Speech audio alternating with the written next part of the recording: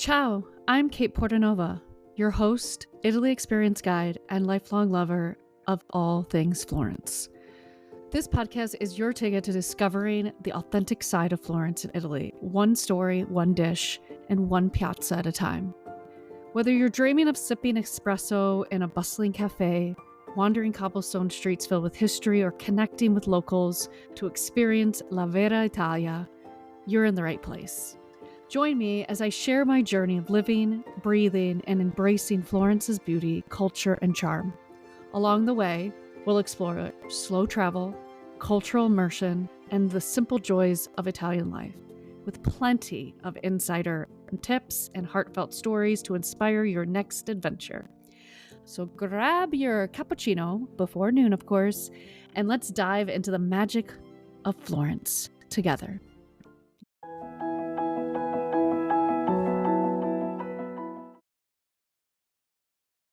Ciao, everybody. It's Katie. I'm back for another episode, and today we're going to talk about the Ponte Vecchio.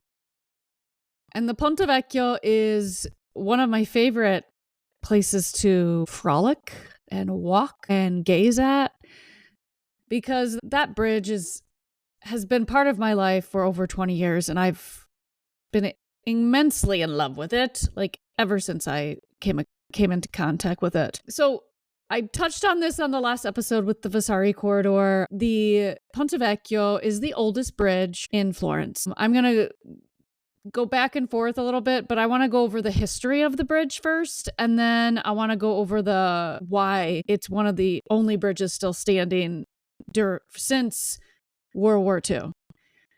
Okay, so history of the bridge. So it was originally built 1333, but it was made of wood. I don't know if any of you know that. Then a flood took it out, or it was damaged beyond repair. And in 1345, it was rebuilt with stone. And it's just as it is, as you see it today. You can see that there's on the sides of it, if you're looking at a picture of the Ponte Vecchio, like there's wood pieces holding up the houses that are stretched out, and they're not houses. But I always thought they were houses until I knew the history. So what was on the bridge initially? Initially on the bridge there were butchers, there were blacksmiths, tanners, there was a fish market. But during in 1593, Duke Ferdinando, I believe, decided that that's it. We're done. The smell, the chaos, and everything. Let's get this out of here. And that's when they decided, as the Medici, to change what was on the Ponte Vecchio. So it's what you see today. It's gold and silver shops and not houses. Yeah, so the beautiful thing about this bridge is the fact that it is still standing to this day. It is the only bridge that you're not allowed to drive on unless you're a cop or emergency help. So this is a pedestrian bridge. If you haven't been there, now you know. So that's why it's full of people, because they're shopping, they're taking pictures, they're proposing marriage, all the things. So why is it the only bridge that's still standing? Great question.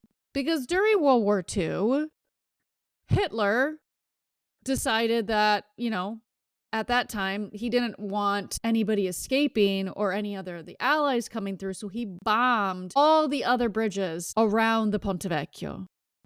Now, the story goes is that Hitler had been to Florence and he loved the Renaissance and the history and the art and everything. I don't believe that anymore. That was the story even my art and architecture teacher told us, and I believe she started to tell us this other story, but I don't remember it, so I'm going to tell you about this story. So during the war, there was an ambassador from Germany to Italy who was deeply in love with the city and deeply in love with the culture and the art and architecture and everything.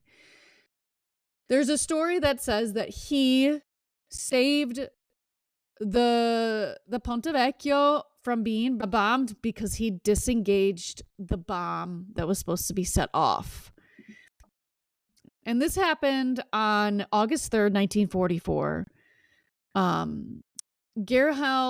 Gerhard Wolf was the German consul in Florence at the time.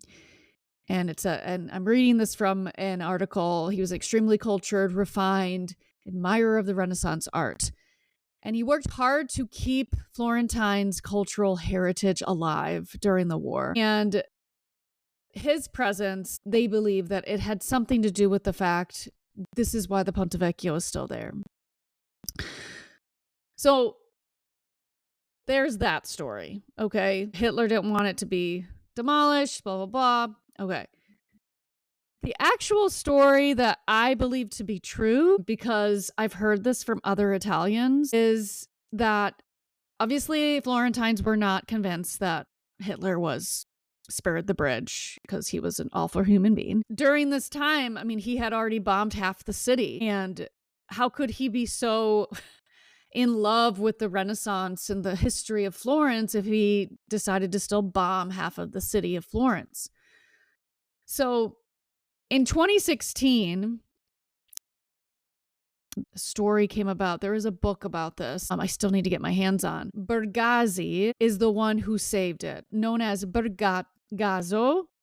The German troops had mistaken him for like a homeless person. Thus, they let him roam the shops on the Ponte Vecchio where he knew all the goldsmiths. Now, little did they know, the Germans, that he knew all these people. Bergasso, this person, was very intelligent. And as Lucia Barocchi, the woman that wrote this book in 2016, in which all the secrets of the bridge were collected, including that of Luciano, Bergasso's assistant in 1944. For years, he was loyal to Bergasso for fear of the consequences until he felt obliged to rid himself of the weight of the secret in his later years, as recounted in the book. So there's a book, it's called Of Stone and Gold, the Ponte Vecchio in Florence, 7 Centuries of History and Art. I've looked for it. I believe it's probably in Italian, and I can't find it on Amazon, but if I find it, I'll let you know. So what happened? There's the famous phrase that was said by Bergasso to Luciano. Luciano, have we nothing to do for our poor Florence? So before Luciano's eyes, this is from the book, the wires of the bombs were dismantled by Bergasso as he knew exactly where to find them. Borgo San Jacopo, which is a street that's parallel to the Arno.